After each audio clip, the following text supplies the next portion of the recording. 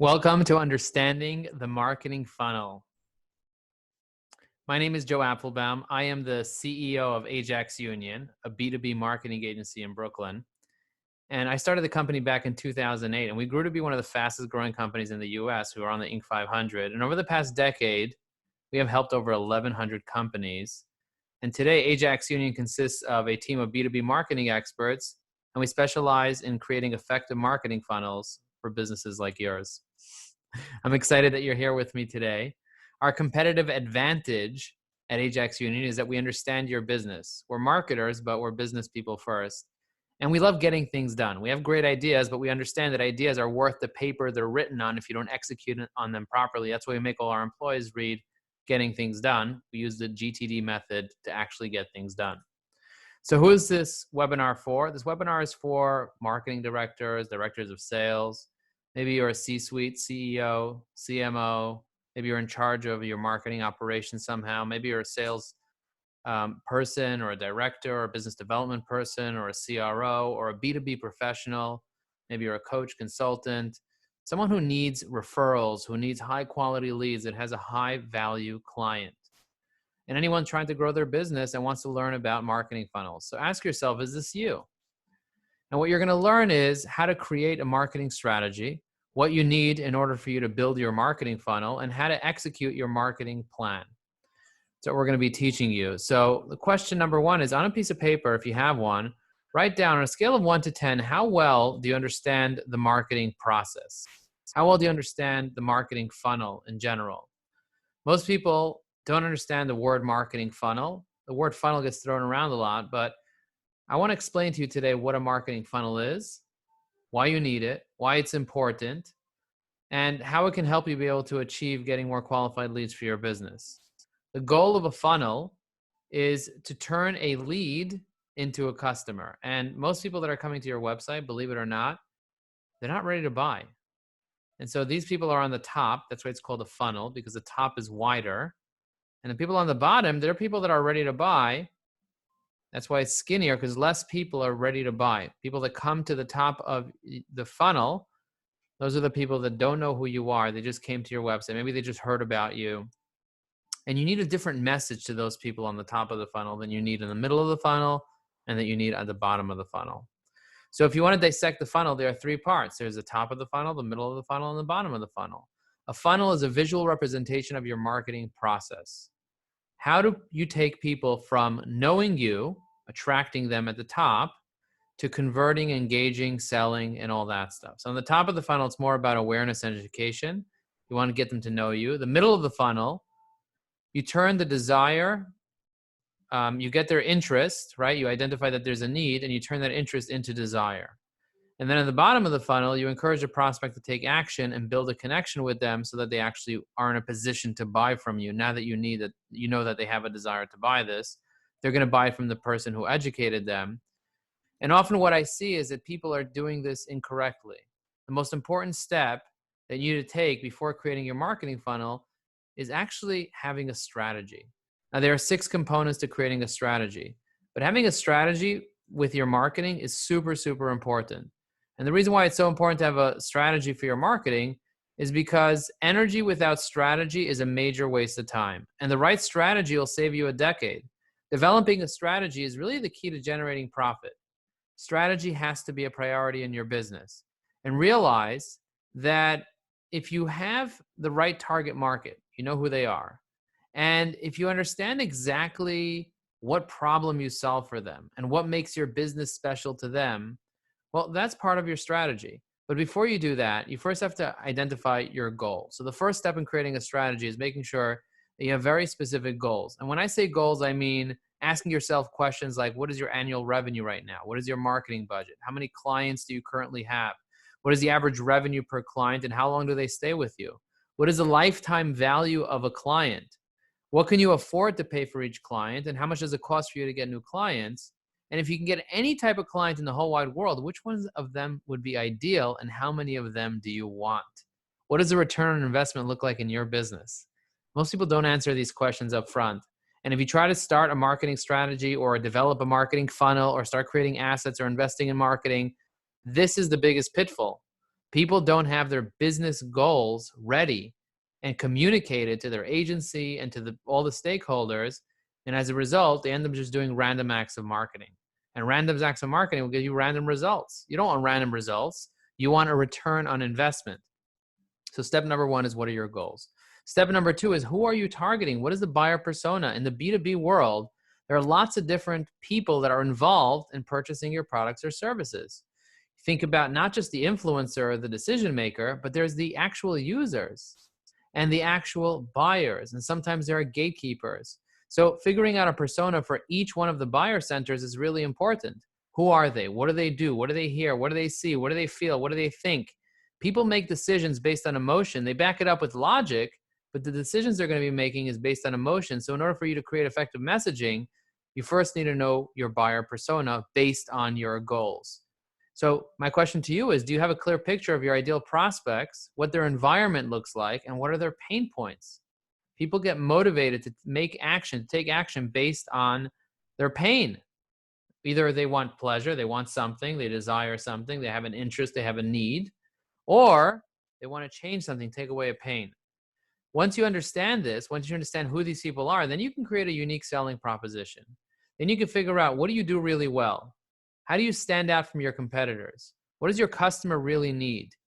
And sometimes using your competitor's strength as your unique selling proposition. So what your competitor is strong at, that's not what you are. So somebody once compared us to a web design agency. They're like, why should I go with you? I want to go with this web design agency to do my marketing. I was like, if you need a beautiful website, go to them. But it doesn't look like you need a beautiful website. It looks like you need marketing. It looks like you need a return on investment. It looks like you need a funnel. Because if I go to your properties right now, you don't have assets. There are 4 levels of companies, different types of companies. And the ones that are on the bottom, they're old school. They don't even have a website. They don't even need a website.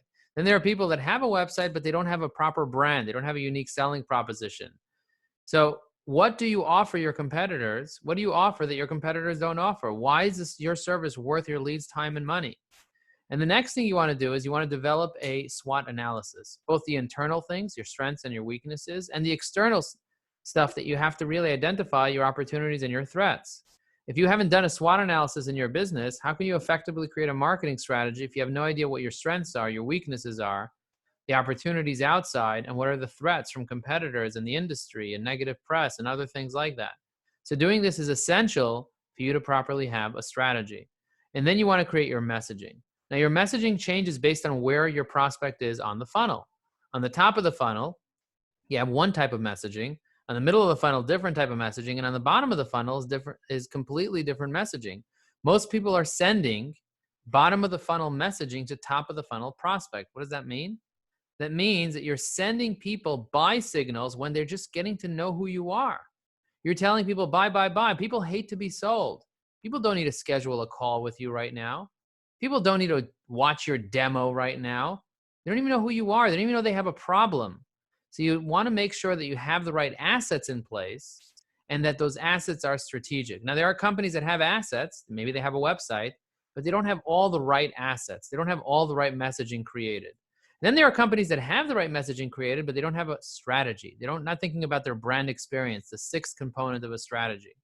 And brand experience is the tone and the message that you want to send people. What do you want them to experience? It's one thing to use language. It's another thing to think about feelings. When your lead comes and visits your website or your landing page, you want to create an atmosphere that invites your lead further in while also conveying the company's values. You want to carry this experience throughout your other marketing materials and mediums. You have a cohesive approach, kind of like Salesforce. They have a cohesive approach with their brand experience. So once you factor those 6 things in, thinking about, lastly, with your brand experience, now you can start building out your marketing funnel. Now you can start building out, okay, what path do I want to take this person in? What are the assets do I need to create inside my marketing funnel? So there are a couple of different assets that we're going to cover today. The first asset is going to be a lead magnet. Instead of selling people, right? You don't want to be selling people because people hate to be sold, but they love to buy. You want to create some type of a lead magnet. So if you find a prospect hanging around on Facebook or Instagram or wherever people are, maybe LinkedIn, maybe Google or YouTube, you might be tempted to say, hey, prospect, buy my products and services. But that's the last thing they're going to do if they're not ready to buy right now, and most of the people are not ready to buy.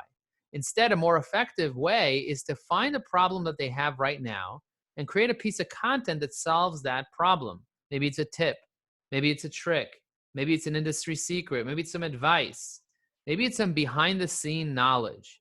You want to be able to connect with them in that way. You want to be able to leverage your lead magnet so that your prospects give you their basic information, maybe their name, their email address, and then you can send them a series of emails after that because you have their information. Most people aren't doing this. So ask yourself, what lead magnet can you create for your business that solves a problem for your ideal client, for your ideal persona? And then you want to create other assets like landing pages. So what is a landing page? I'm sure you've heard of this concept, a landing page. A landing page is often an uncomplicated page that provides your lead with some basic information in exchange for something from them. Maybe you'll give them an ebook, a PDF, or an exclusive article. Landing pages are very different than websites. A website has your about us. A website has general information. It showcases all your projects. A landing page is more like a sales call. It's laser targeted. Your page has to speak directly to your target market and encourage them to take a specific action based on a specific need that you know that they have. What are the most important landing pages that you need to create to help you with your marketing objectives? And do you have them created? And are those landing pages positioned correctly with the right lead magnets at the right stage of your funnel? And then I want you to think about email automations. After somebody enters their information inside that landing page and downloads that lead magnet, what series can you take them through? Is it the post-purchase? Is it that they lapse 3 months? Is it new members? And what is the 5 to 7 emails that you're going to send them over a period of time to nurture that? If you want an egg to hatch, you got to sit on it and nurture it. And most people are terrible at nurturing leads consistently. So instead of doing this manually, create automations using technology and using the right messaging to the right persona to help you to get to your goal. The key is to bring them back into the loop using the right nurturing approach. Most people are not thinking this through. And when you see which are the motivated prospects, those are the ones that you're going to reach out to. Then you want to create ads, advertisements that target these people based on who they are, based on their email address, and based on what actions they took. So if somebody downloaded a specific type of lead magnet, or they paused or clicked on something on a specific email at a certain stage of your automation, you can then trigger ads that will follow them around 90% of the internet that's super custom, micro-targeted to who they are. This is a powerful way for you to stay top of mind and get people back into the sales process. Are you currently running retargeting ads to your potential clients to stay top of mind with them? The best client is your existing client, winning back clients. And you can do this using retargeting ads. The next thing you want to do is you want to make sure you understand your key performance indicators. What are the exact measuring items that you have to measure? What are the indicators that will tell you, are you getting closer to success or further away from success? Most people are not measuring things. So I want you to consider the key numbers that you need to be looking at in some type of report on a daily, weekly, monthly basis to know if you're getting an ROI or not. If you're not sure what these are, you have to be able to identify them and sit down with your stakeholders and your team to make sure you understand ROI and if you can predict ROI. The next thing I want you to consider is what technologies you're using. We have technologies that we implement for people, telling them who comes to their website, even if nobody filled anything out. It's website caller ID.